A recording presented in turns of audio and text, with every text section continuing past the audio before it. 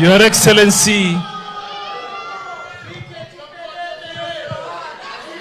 Your Excellency the Deputy President, wacha niwaambie hawa DP atoke hapa bila kula ngoma, msijali.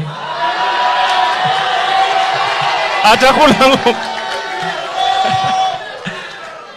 Your Excellency, first of all, wacha niseme tu asante kwa kutembea na mimi leo, mimi kutembea na wewe.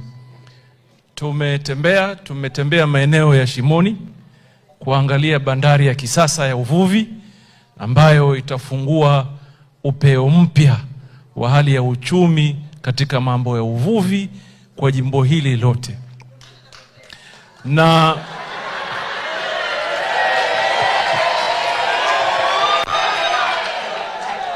Mheshimiwa Naibu wa Rais umeweka maagizo. Mimi nilifurahi sana kwa sababu pia mimi napenda kazi ya haraka haraka. Na yale maagizo ambayo umeawacha huko tutayakamilisha hapa Mombasa. Tuko na mradi, Your Excellency, hapa Old Town there is a fish market ambaye ilijengwa wakati nilikuwa mjumbe. Nilikuwa mjumbe wa hapa mimi. Hapa tu. With the help of President Kibaki tukajenga, lakini imekuwa soko ya zamani. Na we proposed a brand new market that responds to the demands of the moment. Yani vitu ambaye itafanya watu watake kwenda sokoni. So miradi ni mingi, lakini mimi nataka niseme kitu kimoja. Hao ndugu zangu hawa, these young brothers and sisters of mine, they made a choice. Kwamba they will not sit back and do nothing about their lives. The fact that wamejituma wakafika hapa, it means they have made a decision on the kind of life they want to live. Kuna wengi katika taifa hii. Mimi wacha niseme, mimi ni mtu ya Mombasa. Hapa niko home. Na hawa ni watu wangu. Your Excellency, hao ndio wamenifundisha niseme kama ni noma. Hao. Wakaniambia pia niseme kama ni mbaya.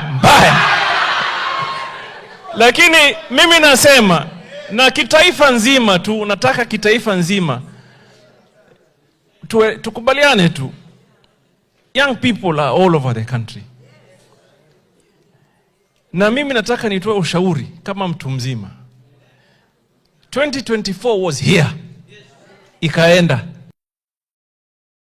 And it will never come back. Si namna hiyo? Sasa kama serikali, mimi nataka kuwaambia, we want to work people to better the standards of the lives of every Kenyan. Na wala sitokubali kwamba you know, there are some people who are attempting to keep us busy. Watu wanatupaka, wanataka tupakane. Sisi tuko job. Sisi tuko happy job. Na mtu akisema yeye ako na vijana, hata sisi pia tuko na vijana wetu. Si hivyo? Si namna hiyo? Na wakileta noma, wakileta mbaya. Mheshimiwa Your Excellency, mimi sitaki kusema sana. I want to assure you that the young people, kuna wale wengine ambao wanapiga fujo sana. And for one reason or another, they may be seen to be the majority. But the fact of the matter is that the majority ndio hawa wako hapo wanapanga maisha yao. Hawa. The silent majority inapanga mpango wa maisha. Wengine wako huko na fujo lao, waendelee. Wakitukujia tutawakujia, shida iko wapi? So Your Excellency, leo si siku yangu.